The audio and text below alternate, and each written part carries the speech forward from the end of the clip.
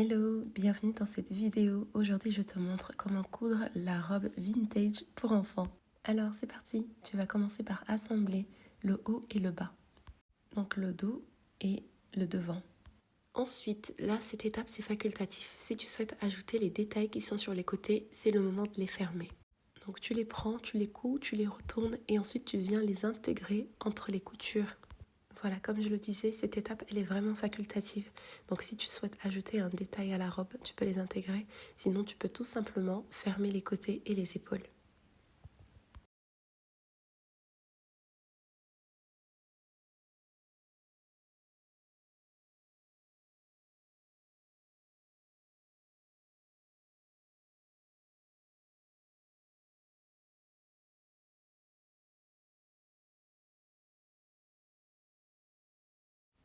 Maintenant, tu épingles les épaules et tout le côté, à gauche et à droite. Ensuite, tu passes à la machine et à la surjeteuse. Tu vas coudre à 1 cm et venir raser ensuite les bords à la surjeteuse.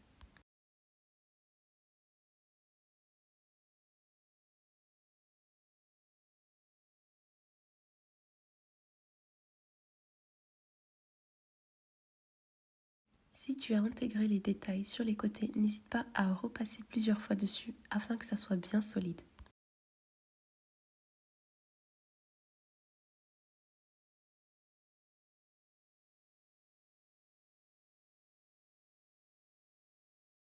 Nous allons maintenant faire l'ourlet de la manche. Il suffit de plier et ensuite faire un ourlet de 1 cm à 1 cm et demi. Voilà, tu plies et ensuite tu épingles tout autour ou alors tu plies et ensuite tu passes au fer à repasser pour plaquer.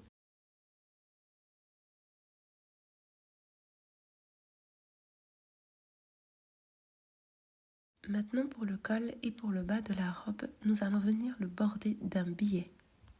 En effet, pour une coupe patineuse, il est beaucoup plus judicieux de partir sur un billet ou alors sur des méthodes beaucoup plus simples pour avoir un bord bien net et bien propre.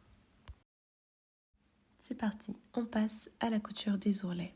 Durant toutes les étapes de couture, il est crucial de repasser chaque couture pour qu'elle soit bien jolie. Ce modèle est assez simple à réaliser, alors franchement, prends ton temps et amuse-toi. Le patron est disponible en version enfant et en version adulte. Donc pour les étapes de couture, c'est exactement les mêmes.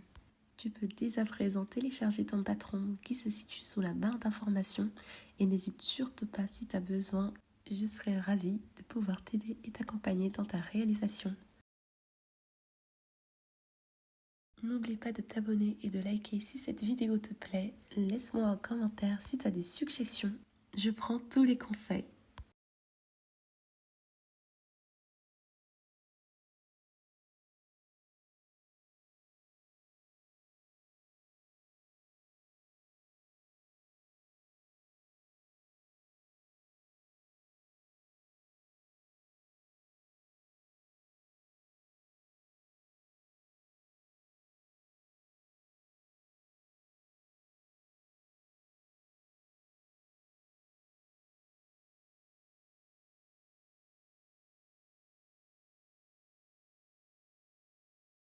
Ça y est, on est à la dernière étape. Donc pour celle-ci, tu peux soit mettre des boutons de pression.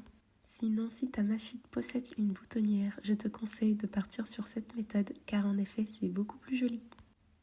Pour moi, ma boutonnière ne fonctionne plus sur ma machine, donc j'ai fait à la méthode ancienne. Voilà.